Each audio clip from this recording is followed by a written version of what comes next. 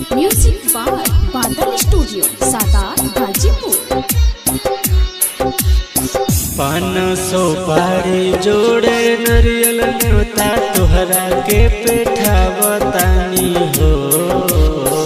500 पारी जोड़े नरियल न्योता तोहरा के पेठावतानी हो। मैया करब हम नवमी के पूजैया घरवा तोहरा के बोलावतानी हो। मैया करब हम नवमी के पूजैया घरवा तोहरा के बोलावतानी हो। Music by Badal studio Sadat Ghazipur. Mobile number 9807350843।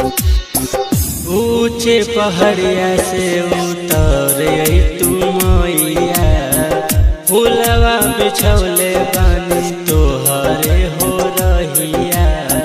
भोरे भोरे रहिया निहारतानी नेवता बैठौले बानी हो। मैया करब हम नवमी के पूजैया घरवा तोहरा के बोलावतानी हो। मैया करब हम नवमी के पूजैया घरवा तोहरा के बोलावतानी हो। Presented by Badal film production Sadat Ghazipur. Mobile number 9807350843। चढ़ते नवरात्र माई हमरा घर आइहा, दुआरा पे निमिया गछिया घरवा जन भूलइहा।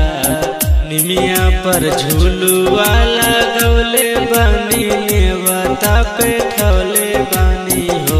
माई हो करब हम नवमी के पूजैया घरवा तोहरा के बोलावतानी हो।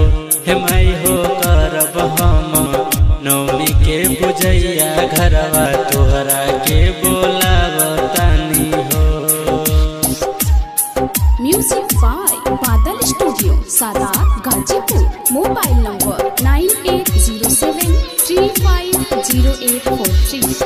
तोह के मनाई मैया हलुआ के भोग लगाई के। सोरहो सिंगार माथे बिंदिया सजाई के। किरण से पचरा लिखौले बानी नेवता बैठौले बानी हो।